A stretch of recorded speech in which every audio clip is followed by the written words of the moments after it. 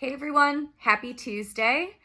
I want to start a new practice with you, and that is releasing a video every Tuesday on little pieces of information that I stumble across as I'm creating some larger pieces of content. I figured I would share them with all of you because, man, if I kept all this knowledge to myself, that'd be kind of selfish, right? So, as I was prepping for my productivity webinar, which is the webinar I am giving to the 30-day challenge participants. So, for everyone that participated in the 30-day challenge, congratulations. You received an email from me that I need more information from you so you can get your Zen as F journal. So, make sure you go fill that out and then come back. As I was prepping for this productivity webinar, I thought to myself that there might be some other things that people could benefit from, just little bits of information. So this week, I wanted to share a practice that has changed the game for me. Now, I was not a very good time management person, even though I completed a lot of tasks. So I could check off to-do lists like no other. I was able to jump from one thing to another and talk to all of our clients and make sure all their needs are met and bill all the hours and produce all the revenue and etc. But it was in a space where my mind was constantly running and it was super chaotic. So this practice, by adopting it, I've actually been able to take those, the same type of, things that I was doing in that space and move it to a space where my mind is doing it more intentionally and I'm scheduling things out. So I'm still able to accomplish all of those things that I was, being as productive as I was, but now I actually have a chance to breathe, to take a lunch, to to think about other strategies that we could be working on as a team. And I think that has helped build a little bit more value in my specific space in business development, because I still do work on projects, but just in a different capacity.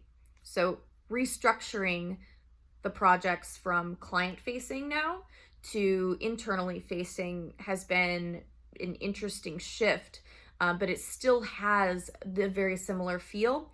And I still do this practice regardless of what type of project it is. So what is the practice, Rachel? Oh my God, so much anticipation. All right, I'm going to tell you. So the practice is schedule appointments for yourself. Now for me, I'm an Outlook calendar girl. I'm also a Google Calendar girl. So if it's not on either my Outlook calendar or my Google Calendar, it's not getting done. There's some people that may prefer a paper planner, so that works as well. I know I have some friends that go to planner conferences and they like all the stickers and the scrapbooking aspect of it. Awesome. This practice works just as well in there too. So the practice is schedule appointments to yourself. This is important for larger projects. Example, let's say I had data sheets that I had to complete for a client. And I'm going very techie on this one just because it's the easiest way I can relate a larger project. So these data sheets could take up to 4 hours to fill out. There's a lot of tedious details in them and the client needs them by next week.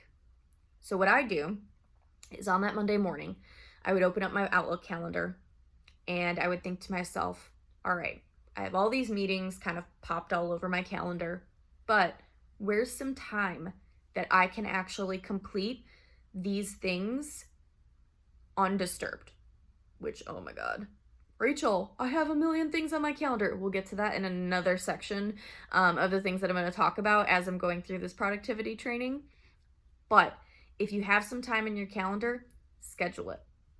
So instead of scheduling a 4-hour block, instead what I would do is, let's say I had every morning at 8 a.m., 8 to 9 available.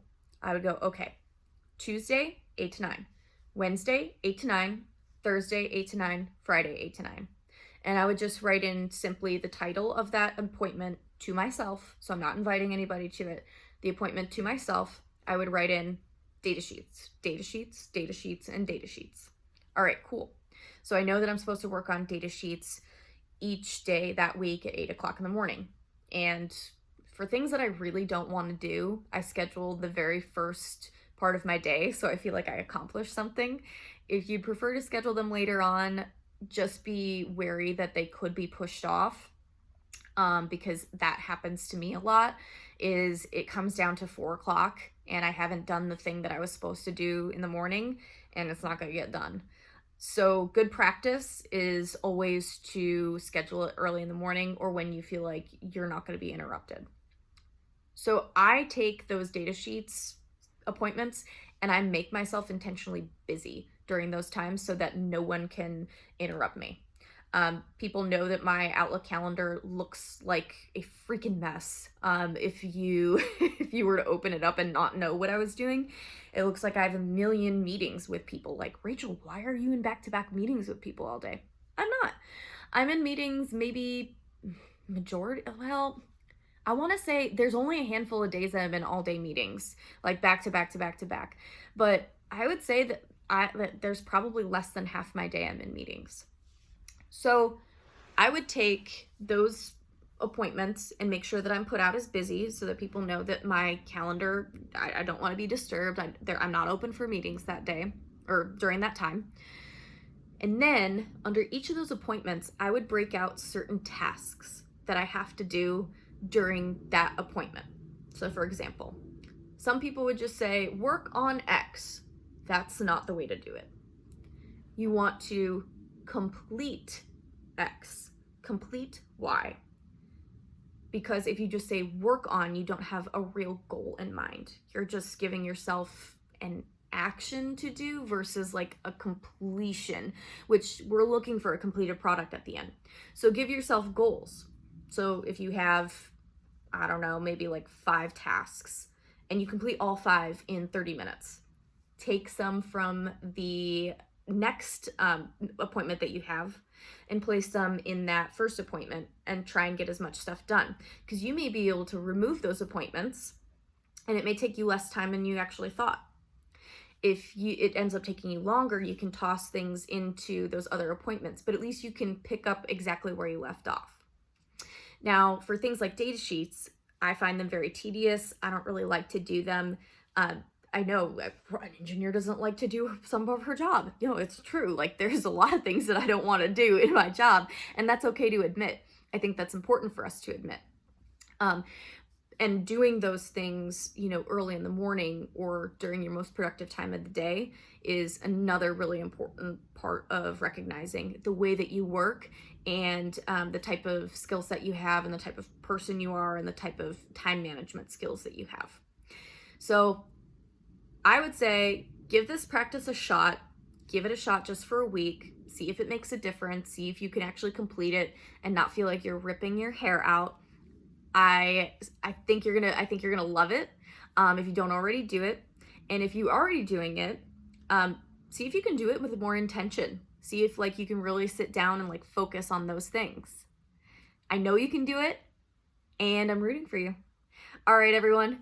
Have a good rest of your Tuesday, and we will chat next week.